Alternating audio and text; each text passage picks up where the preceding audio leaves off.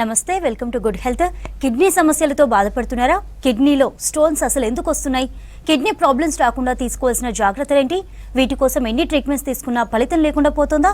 Kidney సమస్యలకు హోమియోపతిలో ఎటువంటి ట్రీట్మెంట్స్ అందుబాటులో ఉన్నాయో మనకు తెలియజేయడానికి మనతో పాటు స్టూడియోలో ఉన్నారు హోమియోకేర్ ఇంటర్నేషనల్ డాక్టర్ సారిక గారు.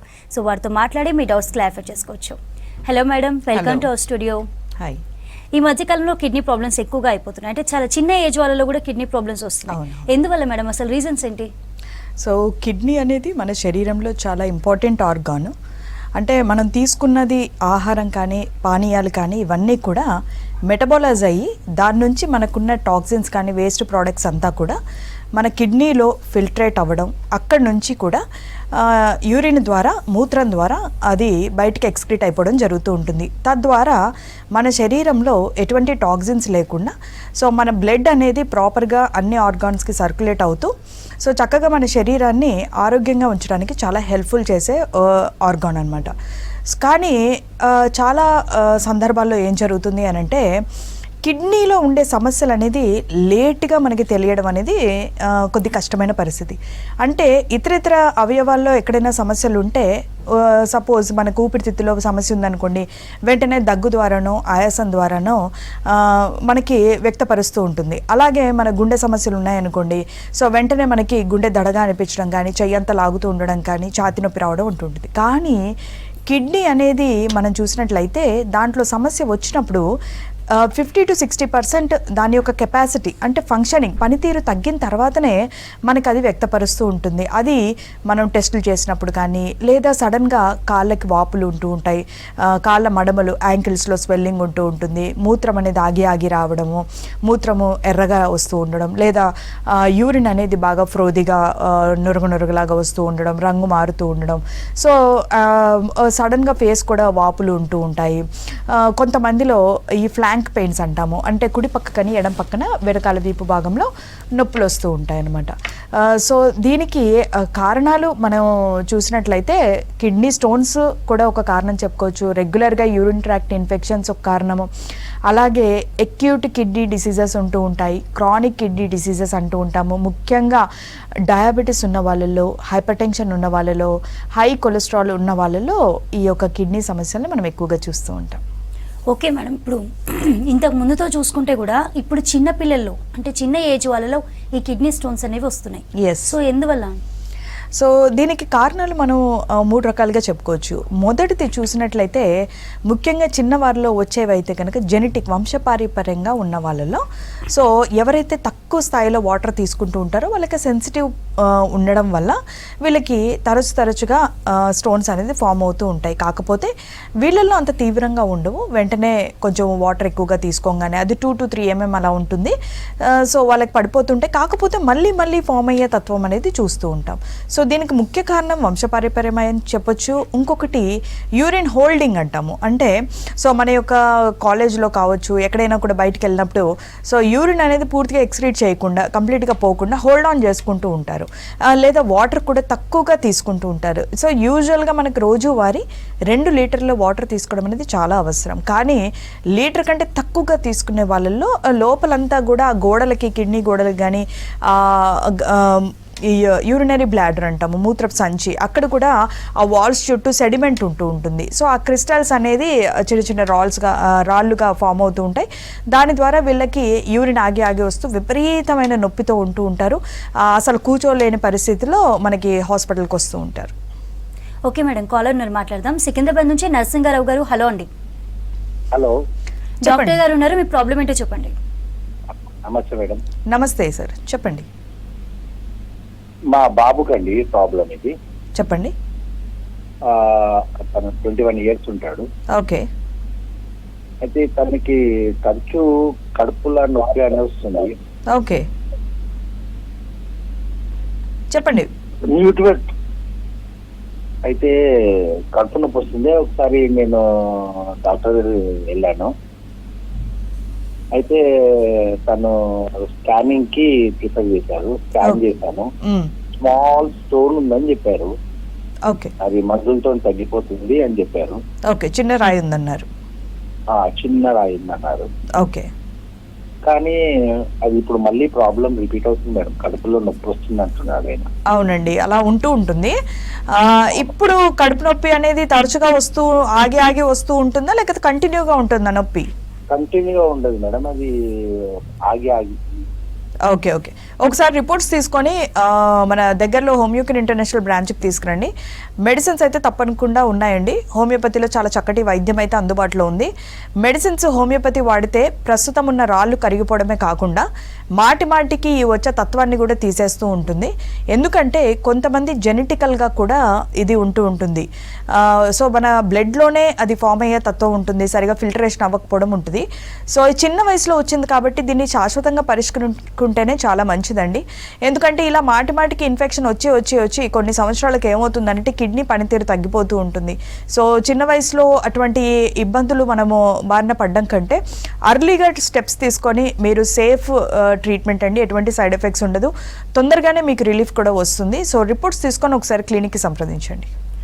ఓకే మేడం, ఇప్పుడు కిడ్నీ స్టోన్స్ అనుకుంటే కనుక ఏ సైజులో ఉంటుంది డేంజర్? సో యూజువల్గా మనకి 5 mm కంటే తక్కువగా ఉంటే కనుక సేఫ్ అని చెప్తూ ఉంటామండి. అదే కొంతమందికి అయితే 7 mm 8 mm ఉన్నప్పటికీ కూడా మనం హోమియోపతి ట్రీట్మెంట్ తీసుకోవడం వల్ల సైజ్ అనేది కాస్త చిన్నగా తగ్గుతూ వస్తూ కూడా మనకి అట్లా స్టోన్స్ పడిపోయినవి వితిన్ 24 అవర్స్లో మనకి స్టోన్ వచ్చేసినవి, వితిన్ 1 వీక్లో, వితిన్ 10 డేస్లో కూడా వచ్చేసిన కేసెస్ ఉన్నాయి. అయితే ఎప్పుడైనా సరే కిడ్నీ అనేది కొంతమందికి యాక్సిడెంటల్గా తెలుస్తూ ఉంటుంది. అంటే రిపోర్ట్స్ చేసుకోవడం వల్ల, సో దాంట్లో వేరే ఏదైనా పరిస్థితికి చేసుకోవడం వల్ల వాళ్ళకి కిడ్నీలో రాళ్ళు ఉన్నాయి, వాళ్ళకి లక్షణాలు అంటూ పెద్దగా ఉండవు. అలాంటప్పుడు కూడా మనం అర్లీ ఫేజ్లోనే ట్రీట్మెంట్ స్టార్ట్ చేసుకుంటే సైజు పెరగకుండా మనం ఆపడానికి అవకాశం ఉంటుంది, అవి కరిగిపోవడానికి కూడా ఉంటుంది. అలా కాకుండా మనం అశ్రద్ధ చేసామనుకోండి, ఆ స్టోన్ అనేది సైజు పెరుగుతూ ఉంటుంది. సో అది నాళం, ఆ ట్యూబ్ గుండా అది పాస్ అవుతూ ఉంటుంది కిడ్నీ తర్వాత. సో ఆ ట్యూబ్లో కనుక ఎక్కడైనా మనకి స్ట్రక్ అయిపోవడం కానీ ట్యూబ్లోకి వచ్చింది అని అంటే చాలా విపరీతమైన నొప్పి, అది ఒక్కొక్కసారి యూరిన్ కాస్త బ్లడ్ ఉండడం కూడా ఉంటూ ఉంటుంది, చాలా పెయిన్ఫుల్ స్టేట్ ఉంటుంది. ఆ ట్యూబ్ నుండా పాస్ అయ్యేదాకా కూడా చాలా విపరీతమైన నొప్పి ఉంటుంది. కాబట్టి అంతవరకు రాకుండా ముందుగానే అర్లీ స్టేజ్లోనే మీరు ట్రీట్మెంట్ తీసుకుంటే అది పెయిన్ బారిన పడకుండా ఉండడానికి ఉంటుందండి. ఓకే సార్, ఓకే మేడం, మరో కాల్ ఉన్నారు పాలెం నుంచి. రంగారావు గారు, హలో అండి. హలో అండి, డాక్టర్ గారు ఉన్నారు, మీ ప్రాబ్లం ఏంటో చెప్పండి. నమస్తే మేడం. నమస్తే రంగారావు గారు, చెప్పండి. ఇక్కడ గజ్జల్లో ఒరి బీజం అనేది ఎర్నియా ఉంటుంది కదా. అవును. అది ఎర్నియా వలన ఏమన్నా హోమియోపతిలో చికిత్స, అది అంటే నా వయసు 63 సంవత్సరాలు. ఓకే. దాని వలన జీర్ణ సమస్య కానీ, బక్క గౌరవ కానీ, వేరే ఏమైనా మూత్ర సమస్యలు ఏమైనా ఉంటాయా, దానికి చికిత్స ఉంటుందా హోమియోలో? ఇప్పుడు మీకు ఏం లక్షణాలు ఉన్నాయి? నొప్పి ఉందా, మూత్ర సమస్య ఉందా? జీర్ణం అంటే కొద్దిగా బరువు తగ్గడము, జీర్ణం కాకపోవడం, తర్వాత కొద్దిగా నొప్పి అనిపించడం, అది ఇవ్వడం. ఓకే. సో దాన్ని ఇంగ్వైనల్ హెర్నియా అంటారండి. అయితే అది ఏ లెవెల్లో ఎంత సివియర్గా ఉందనేది కూడా మనం చూసుకోవాలి. మీది ఒకవేళ స్కాన్ చేయించుకుంటే కనుక దగ్గరలో ఉన్న క్లినిక్ ఒకసారి రిపోర్ట్స్ తీసుకొని సంప్రదిస్తే క్లియర్గా మీకు దాని సైజు బట్టి, మీకు లక్షణాలు ఎలా ఉన్నాయో దాని తీవ్రతను బట్టి కూడా మనం ట్రీట్మెంట్ ఎంతవరకు ఇవ్వగలం అనేది చెప్పొచ్చండి. ఎందుకంటే కొన్ని కేసెస్లో ఒకవేళ బాగా హెర్నియా అనేది ఎక్కువగా ప్రొట్రూడ్ అయ్యి ఉండి అది కింద బీజం వరకు కూడా వచ్చేసి బాగా ఇబ్బంది పెడుతూ ఉంటే కనుక మనం సర్జికల్లో ఆప్షన్ తీసుకోవడం అనేది ఉత్తమమనే నేను చెప్తాను. కానీ మీ రిపోర్ట్స్ చూడకుండా మనం ఇప్పుడే ఏమి చెప్పలేమండి. సో మీరు ఒకసారి దగ్గరలో ఉన్న క్లినిక్కి రిపోర్ట్స్ తీసుకుని సంప్రదించండి. ఓకే మేడం, మరో కాల్ ఉన్నారు బాన్స్వాడ నుంచి. హముద్దీన్ గారు, హలో అండి. హలో, డాక్టర్ గారు ఉన్నారు, మీ ప్రాబ్లం ఏంటో చెప్పండి. హలో మేడం, నమస్తే మేడం. నమస్తే, చెప్పండి సార్. మేడం నాకు కిడ్నీలో స్టోన్స్ ఉన్నాయి మేడం, బాగా నొప్పి వచ్చేది మధ్య నుంచి. ఎంతకాలం నుంచి? 5.4 ml ఈ స్టోన్స్ నాకు. ఓకే. అయితే పాసిబుల్ ఉందండి? పాసిబుల్ ఉంది. మనం మెడిసిన్స్ తోటి దీన్ని కంట్రోల్ చేసుకోవచ్చు. కొద్దిగా మీరు వాటర్ కూడా ఇంటేక్ ఎక్కువగా తీసుకోండి. ఏవైనా ఆహార పదార్థాలు కొద్దిగా మాడిఫై చేయాల్సింది ఉంటుంది. మీరు రిపోర్ట్ ఏదైనా ఉంటే కనుక మీకు స్కాన్ ఏమైనా చేయించకపోయి ఉంటే ఇప్పుడు స్కాన్ ఒకసారి చేయించండి. లేదా కేయూబీ అంటాము, కేయూబీ ఎక్స్రే అంటే కిడ్నీ, యూరినరీ బ్లాడర్ అన్నీ ఉంటుంది. సో దాంట్లో మనకి స్టోన్ అసలు కిడ్నీలో ఉందా, మీకు పెయిన్ ఎక్కువ వస్తుంది అంటున్నారు, ఏమైనా యూరిటర్లో ఉందా అనేది మనం చూసుకోవాలి. మీరు కేయూబీ రిపోర్ట్ చేయించుకొని చిన్న యూరిన్ ఎగ్జామినేషన్ రిపోర్ట్ కూడా చేయించుకొని ఒకసారి క్లినిక్కి సంప్రదిస్తే కనుక దానికి తగ్గట్టుగా మీకు ఇమీడియట్గా మేము ట్రీట్మెంట్ ఇవ్వడానికి అవకాశం ఉంటుంది. సో కంగారు పడాల్సిన అవసరం లేదు. సో కాకపోతే వాటర్ ఇంటేక్ అయితే ఉండాలండి. కొంచెం వాటర్ కనీసం 2 to 3 లీటర్స్ ప్రస్తుతానికి తీసుకోవడం అనేది మంచిది. ఓకే మేడం, మీరు ఇందాక చెప్పినట్టు ట్యూబ్లో కూడా స్టోన్ వస్తుంది అన్నారు కదా. సో ట్యూబ్లో స్టోన్ వస్తే వెంటనే సర్జరీకి వెళ్ళాలా? అలా ఉండదండి. అంటే యూజువల్లీ మనకి కిడ్నీలోనే స్టోన్స్ ఫామ్ అవుతూ ఉంటాయి. సో అక్కడ నుంచి కూడా మన వాటర్ ఫ్లో ద్వారా ఎప్పుడైతే మనకు అక్కడంతా కిడ్నీలో ఫిల్టరేషన్ అనేది జరిగిపోయిన తర్వాత ఈ వేస్ట్ టాక్సిన్స్ అన్నీ కూడా మనకి రిలీజ్ అవుతూ ఉంటాయి. ఎక్సెసివ్ ఫ్లూయిడ్ కూడా మనకి వస్తూ ఉంటుంది. సో ఆ ఎక్సెస్ ఫ్లూయిడే మనము is nothing but urine. So ఆ ఎక్సెస్ ఫ్లూయిడ్ ఫ్లో వల్ల మనకి స్టోన్ అనేది కిడ్నీలోంచి మనకి ఆ ట్యూబ్లోకి వస్తుంది. అక్కడ నుంచి బ్లాడర్లో పడిపోయి అక్కడ నుంచి మనకి బయటికి రావడం అనేది జరుగుతూ ఉంటుంది అనమాట. సో ఈ స్టోన్స్ అనేది మన కిడ్నీలో ఉన్నప్పుడే మనం హోమియోపతి ట్రీట్మెంట్ ఎంచుకుంటే కనుక ఇవి కాస్త చిన్న సైజ్ అనేది ఇప్పుడు 5.4 అంటున్నారు, పర్వాలేదు, మనకి ఛాన్సెస్ ఉన్నాయి. కానీ దీన్ని మనం ఇంకా సైజ్ తగ్గించుకుంటే పెయిన్లెస్గా ఉంటుందన్నమాట. ఎందుకంటే అది సైజు ఎక్కువ ఉండే కొద్దీ మనకి యూరిటర్ సైజ్ అనేది చాలా తక్కువగా ఉంటుంది. సో స్టోన్ వచ్చేటప్పుడు అది చారల్లాగా మనకి అది అక్కడ బ్లీడ్ అవ్వడము, రాసుకపోవడము, సో దాని ద్వారా వీళ్ళకి షార్ప్ పెయిన్ ఉంటుంది. అసలు కూర్చునే పరిస్థితి కూడా ఉండదు. ఇమీడియట్గా మనం ట్రీట్మెంట్ ఇవ్వాల్సి వస్తుంది. సో యూజువల్గా దీనికి సర్జరీ అనేది అవసరం లేదండి. కన్జర్వేటివ్ మెడికల్ మేనేజ్మెంట్ తోటే మీరు సార్ట్అవుట్ చేసుకోవచ్చు. కాబట్టి అంతవరకు రాకుండానే ముందుగా కేర్ తీసుకోవడం అనేది చాలా ఇంపార్టెంట్ అండి. ఓకే మేడం, మరో కాల్ ఉన్నారు హైదరాబాద్ నుంచి. శ్రీనివాస్ గారు, హలో అండి. మేడం నమస్కారం మేడం. నమస్తే శ్రీనివాస్ గారు, చెప్పండి.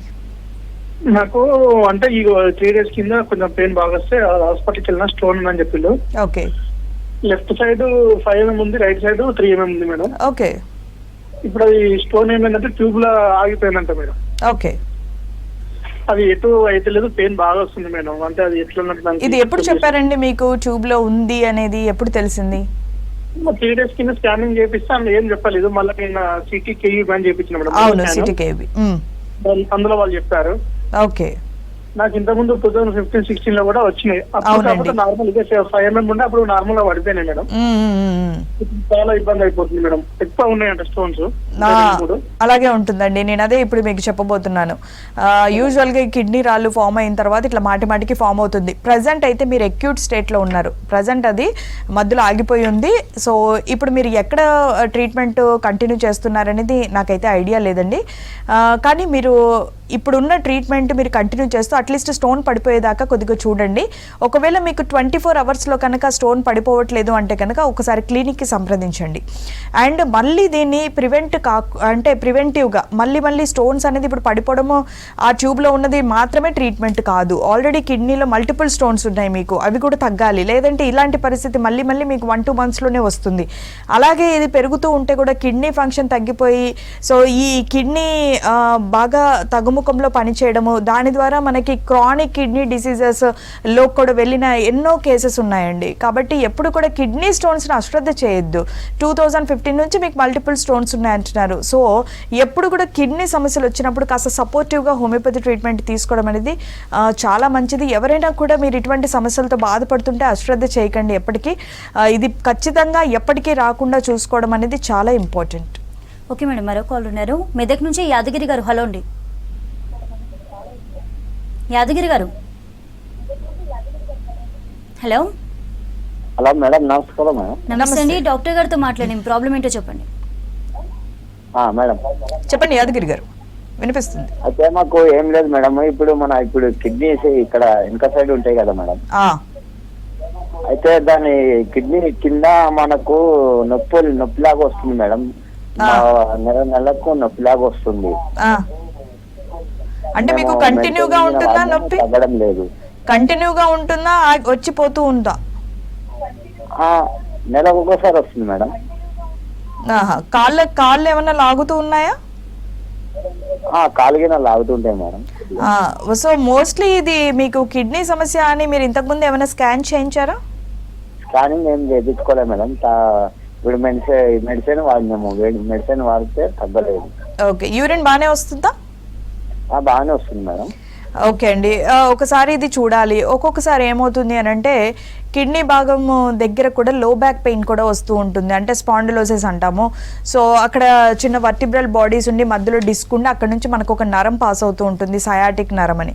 సో యూజువల్గా ఈ కిడ్నీ సమస్యలు, మూత్ర సమస్యలు కూడా మన కాలు భాగం బలహీనం అవడం అనేది ఉండదు. సో మీకున్న సమస్యల్లో మనకి ఎక్కువగా కిడ్నీ లక్షణాల కంటే కూడా ఈ కాలు లాగడం కానీ మీకు మాటిమాటికి నొప్పి వస్తూ ఉందంటున్నారు కాబట్టి ఇతర లక్షణాలు దీనికి సూట్ అవ్వట్లేదు. సో మీకు సయాటికా ప్రాబ్లం కానీ స్పాండిలోసిస్ అంటారండి, ఇది బ్యాక్ పెయిన్ సంబంధించిన సమస్యలాగా ఉంది.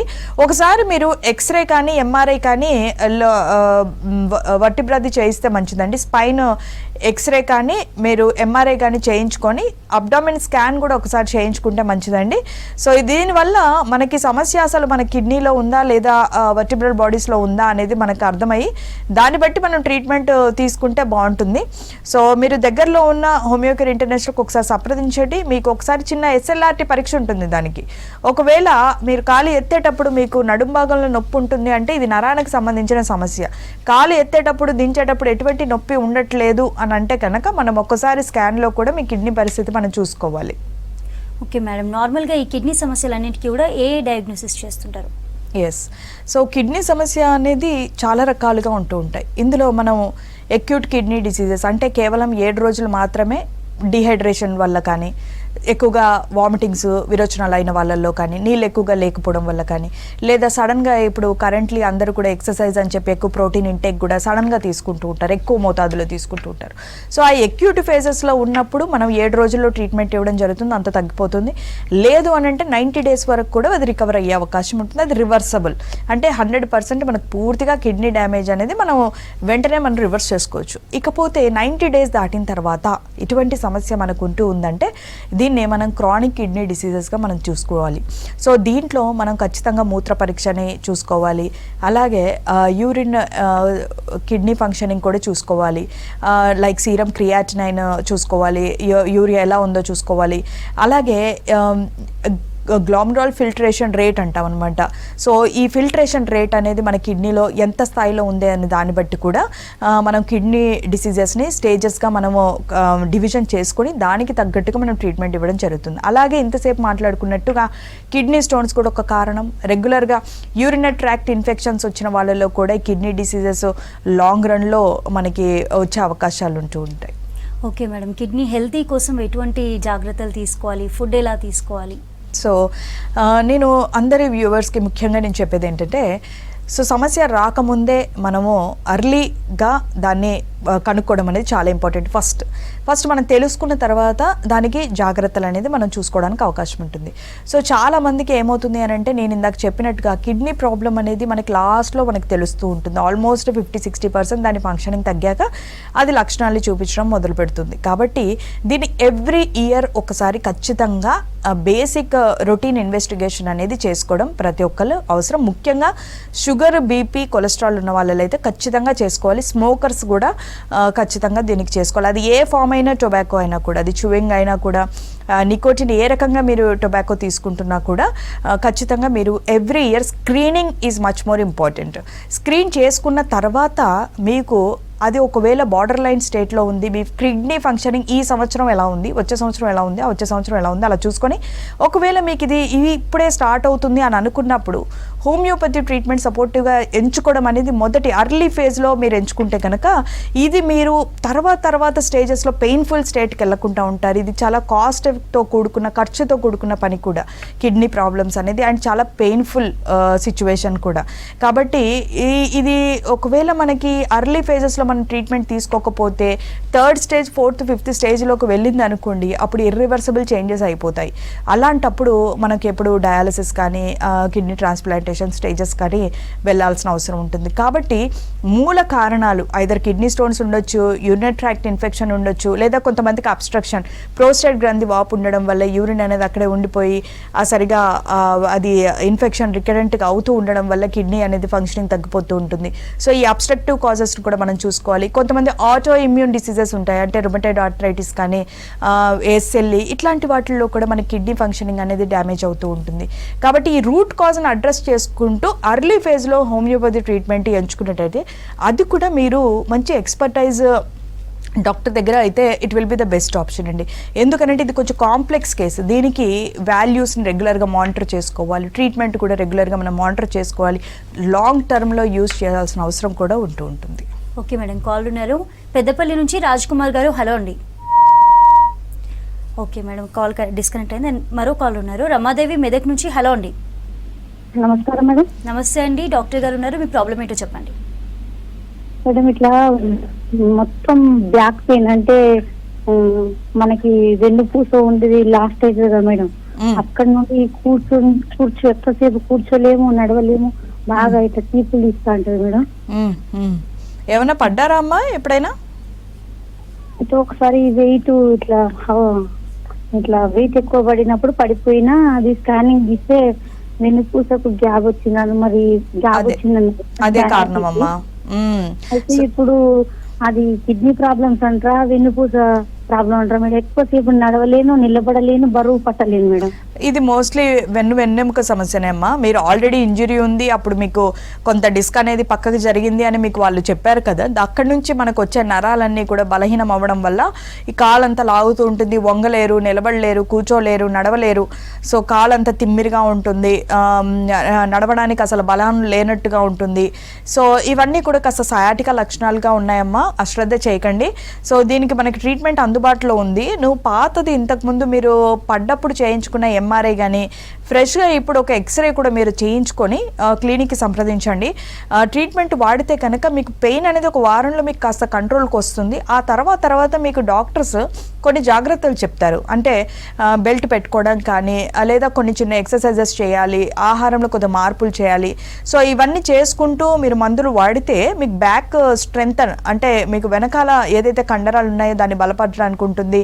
అలాగే ఎముకకి, డిస్క్కి, నరానికి మందులు వాడితే మీకు ఈ పెయిన్ అనేది తగ్గి తర్వాత మీరు పనులు చేసుకోవడానికి కూడా అవకాశం ఉంటూ ఉంటుంది. ప్రస్తుతానికైతే బరువులు ఎత్తకండి, పూర్తిగా వంగొద్దు, ఏదైనా కూడా కింద ఫ్లోర్ మీద కూడా కూర్చోకండి, చిన్న పీట మీద కూర్చోడానికి ప్రయత్నం చేయండి. సో దీన్ని డిలే చేసే కొద్దీ కూడా సమస్య పెరుగుతూ ఉంటుందమ్మా. ఇంకా రాను ఇంకా ఎక్కువ అయింది అని అంటే అప్పుడు సర్జికల్ స్టేట్ వరకు కూడా వెళ్లాల్సిన అవసరం ఉంటుంది. కాబట్టి అశ్రద్ధ చేయొద్దు, రిపోర్ట్స్ చూసుకొని దగ్గరలో ఉన్న క్లినిక్ సంప్రదించండి. ఓకే మేడం, ఇప్పుడు ఫిట్గా ఉన్నా కూడా చిన్న ఏజ్లోనే కిడ్నీస్ ఫెయిల్ అనే ఇష్యూస్ చూస్తున్నాం. అసలు కిడ్నీస్ ఫెయిల్ అవ్వడానికి రీజన్స్ ఏంటి మేడం? సో కిడ్నీ ఫెయిల్యూర్ అనేది డెఫినెట్లీ ఎండ్ స్టేజ్ అని చెప్పొచ్చండి. సో యూజువలీ మనకి స్టార్టింగ్ కొద్దిపాటిగా మనకి లక్షణాలు అంటే యూజువల్లీ జెనెటిక్ అబ్నార్మాలిటీస్, అంటే కొంతమంది పుట్టుకతోటే ఒక కిడ్నీ అనేది లేకుండా ఉంటారు, లేదా స్ట్రింక్డ్ కిడ్నీ ఉంటుంది. సో కంజెనిటల్ ప్రాబ్లమ్స్తో కొంతమంది బర్త్ డిఫెక్ట్స్తో ఉంటూ ఉంటారు. సో అలా కాకుండా మనము కొంత యంగ్ ఏజ్లో మనం ఇందాక చూసినట్లయితే 20 years అట్లా వచ్చిన వాళ్ళల్లో సో యూజువల్లీ ఈ కిడ్నీ స్టోన్స్, రికరెంట్గా ఇన్ఫెక్షన్స్ ఉండడము, లేదా ఆటో ఇమ్యూన్ డిసీజెస్ అంటూ ఉంటాము, అంటే రోగనిరోధక వ్యవస్థ అనేది మన కిడ్నీ మీద దాడి చేయడం కూడా జరుగుతూ ఉంటుంది. కొంత తీవ్రమైన ఒత్తిడి ఉన్న వాళ్ళల్లో కానీ, వంశపారంపర్యంగా ఇటువంటి సమస్యలు ఉన్న వాళ్ళల్లో. అలా కాకుండా ఇంకొంతమందిలో మనం చూసినట్లయితే సో ఈ స్మోకింగ్ ఎక్కువగా చేసే వాళ్ళల్లో కూడా చిన్న వయసులోనే మన కిడ్నీ అనేది డ్యామేజ్ అవడం. అయితే ఇది ఒకేసారి సడన్గా కంటే కూడా ముందు నుంచే మనకి గ్రాడ్యువల్గా అది మనకి చూపించి లక్షణాలు చూపిస్తూ కూడా మనకు అది ప్రాబ్లం అనేది శరీరం ద్వారా మనకి వాపులు కానీ, మూత్రం అసలు రాకపోవడం కానీ, ఆయాసంగా ఉంటూ ఉండడం కానీ, పూర్తి బలహీనత, ఆకలి లేకపోవడము, వాంతులు ఎక్కువగా ఉంటూ ఉండడము. సో ఈ మడమ కాలుగు, మోకం కానీ, చేతులు ఉబ్బులుగా వాస్తూ ఉండడం, ఒళ్ళు దురదలు ఉంటూ ఉండడము. సో ఈ బాగా విపరీతమైన బలహీనత ఉంటూ ఉండడము. సో ఈ లక్షణాలు ఉన్నప్పుడే మనం అర్లీ ఫేజ్లో దీన్ని డయాగ్నోస్ చేసుకోగలిగితే సో ఫెయిల్యూర్ స్టేజ్ వరకు వెళ్ళకుండా ఖచ్చితంగా మనం ప్రొటెక్ట్ చేసుకోవడానికి అవకాశం ఉంటుంది.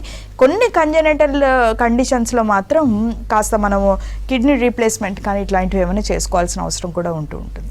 ఓకే మేడం, ఇప్పుడు పెయిన్ కిల్లర్స్ వాడడం కానీ లేకపోతే పెయిన్ ఉన్న చోట స్ప్రే చేయడం కానీ ఇటువంటివి చేస్తే కిడ్నీస్పై ఎఫెక్ట్ పడుతుంది అని అంటుంటారు కదా, సో ఇది ఎంతవరకు నిజం?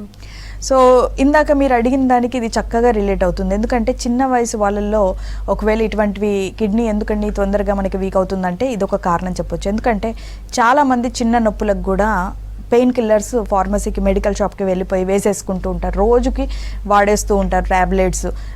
సో వాళ్ళకు ఒక అంటే ప్రాపర్ డోసేజ్ కానీ అడ్మినిస్ట్రేషన్ అనేది నాలెడ్జ్ లేకుండా ఏ సమస్యకి ఏ ట్యాబ్లెట్ తీసుకోవాలని కూడా తెలియకుండానే ఎక్కువ మెడిసిన్స్ తీసుకోవడం వల్ల కూడా ఒక 1 year పాటు మీరు ఇలాగ పెయిన్ కిల్లర్స్ ప్రతిరోజు తీసుకుంటే అయితే తలనొప్పికి కానీ లేదా చిన్న ఇన్ఫెక్షన్స్ కూడా పెద్ద పెద్ద యాంటీబయాటిక్స్ వాడుతూ ఉంటారు. మనకి ఒకవేళ ఎక్కువగా ఇంజెక్షన్స్ ఇట్లాంటివి తీసుకున్న వాళ్ళ యాంటీబయాటిక్స్ పెయిన్ కిల్లర్స్ అవసరం లేని పక్షంలో కూడా మనం ఎక్కువగా వాడినప్పుడు ఒక సంవత్సరంన్నర 2 సంవత్సరాలు కంటిన్యూ చేస్తే ఖచ్చితంగా దాని యొక్క ఎఫెక్ట్ అనేది మన కిడ్నీ మీద పడుతుంది. కాబట్టి అవసరమైన మేరకే మనం మందులు తీసుకోవడానికి చూడాలి. ఒకవేళ అలాంటి పక్షంలో లైక్ ఇందాక మనకు బ్యాక్ పెయిన్ పేషెంట్ వచ్చారు, విపరీతమైన నొప్పి కానీ ఆవిడికి ఉపశమనం కావాలంటే ట్యాబ్లెట్లు వాడాలి. అలాంటప్పుడు మీరు హోమియోపతి సపోర్ట్ తీసుకుంటే మనకి ఇంగ్లీష్ ట్యాబ్లెట్లు లైక్ మన మెడికల్ షాప్లో ట్యాబ్లెట్స్ వాటి నుంచి ఉండే సైడ్ ఎఫెక్ట్స్ లేకుండా మనం కాపాడుకుంటూ మనం శాశ్వతంగా మన సమస్యను కూడా తగ్గించుకోవడానికి అవకాశం ఉంటుంది. కాబట్టి మన కిడ్నీస్ని ముందుగానే మనం స్క్రీన్ చేసుకోవాలి, లైక్ రెగ్యులర్ టెస్టులు చేసుకోవాలి. దాని తర్వాత దాని గురించి జాగ్రత్తలు తీసుకోవాలి. మన అండర్లయింగ్ షుగర్, బీపీ, కొలెస్ట్రాల్ కంట్రోల్లో పెట్టుకోవాలి. At the same time proper ఎప్పుడైతే మన కిడ్నీస్ అనేది ప్రాపర్ ఫంక్షనింగ్ లేవు, మాటికి స్టోన్స్ వస్తున్నాయంటే ప్రాపర్ హోమియోకేర్లో హోమియోపతి ట్రీట్మెంట్ అనేది తీసుకుంటూ ఉండాలి. అలాగే మన కిడ్నీ ఫ్రెండ్లీ ఫుడ్ అనేది కూడా ఉంటుంది. సో మన శరీరం అనేది వ్యక్తపరుస్తూ ఉంటుంది ఏది ప్రాపర్గా మనకి డైజెషన్ అవుతుంది, అవ్వట్లేదు, ఇబ్బంది కలగజేస్తుందని. అట్లాంటి వాటిని కూడా మనం జాగ్రత్తగా ఫాలో అవుతే కనుక ఇది ఆ end stage kidney failure stage వరకు వెళ్లకుండా మనం కంట్రోల్ చేసుకోవడానికి అవకాశం. ఓకే మేడం, మొత్తంగా అసలు హోమియో ట్రీట్మెంట్ ఎలా ఉంటుంది, ఎటువంటి ట్రీట్మెంట్ అవైలబుల్ ఉంది ప్రెసెంట్? సో మనకి ముఖ్యంగా నేను ఎప్పుడు చెప్పేది ఇదే అండి, హోమియోపతిలో కిడ్నీ సమస్యలకి చాలా చక్కటి మందులు అయితే అందుబాటులో ఉన్నాయి. సో చాలామందికి ఇన్స్టాంట్ రిలీఫ్ కోసం చూస్తూ ఉంటారు, లేదా అవగాహన లేక ట్రీట్మెంట్కి రాకుండా ఉంటూ ఉంటారు. కొంతమంది బయట అవి ఇవి వాడితే ఏమన్నా కాంప్లికేషన్స్ ఉంటాయేమోనని అనుమానంతో కూడా వాడకుండా ఉంటారు. తద్వారా ఏమవుతుంది అని అంటే రాను కొద్ది రోజులకి ఆ స్టేజ్ ఏదైతే ఉందో మన కిడ్నీ సమస్య మొదటి స్టేజ్ నుంచి మోడరేట్ స్టేజ్ తర్వాత సివియర్ స్టేజ్కి వెళ్ళి అప్పుడు ఇర్రివర్సిబుల్ అయిపోయిన తర్వాత అప్పుడు మన దగ్గరికి వచ్చిన కేసెస్ కూడా చాలా ఉంటూ ఉన్నాయి. కాబట్టి హోమియోపతిలో నేను చెప్పేది ఏంటంటే ఇది చాలా సేఫ్ సిస్టమ్ అని చెప్తాను. ఇది మన శరీర తత్వానికి తగ్గట్టుగా మెడిసిన్స్ ఇవ్వడం ద్వారా ఎవరికైతే ఆ యొక్క లక్షణాలు, ఎవరికైతే ఆ రాళ్ళు పడే తత్వం కానీ, ఎవరికైతే కిడ్నీ త్వరగా ఫంక్షనింగ్ తగ్గిపోయే తత్వం కానీ, ప్లస్ వీళ్ళకి కొంతమందిలో విపరీతమైన వాంతులు ఉంటాయి. సో ఈ లక్షణాలు దురదలు కానీ, వాంతులు, నీరసము, ఆకలి, ఈ లక్షణాలన్నింటినీ కూడా 100% మనం కంట్రోల్ చేయడానికి అవకాశం ఖచ్చితంగా ఉంటుంది. ప్రస్తుతం మనం తగ్గించడమే కాకుండా ప్రివెంట్ కూడా చేయడానికి చాలా చక్కటి అవకాశం ఉంటుంది. Thank you so much madam, kidney problems గురించి అలాగే హోమియో ట్రీట్మెంట్ గురించి కూడా మంచి అవేర్నెస్ ఇచ్చారు. Thank you so much. చూసారు కదా, ఇది వాళ్ళ గుడ్ హెల్త్.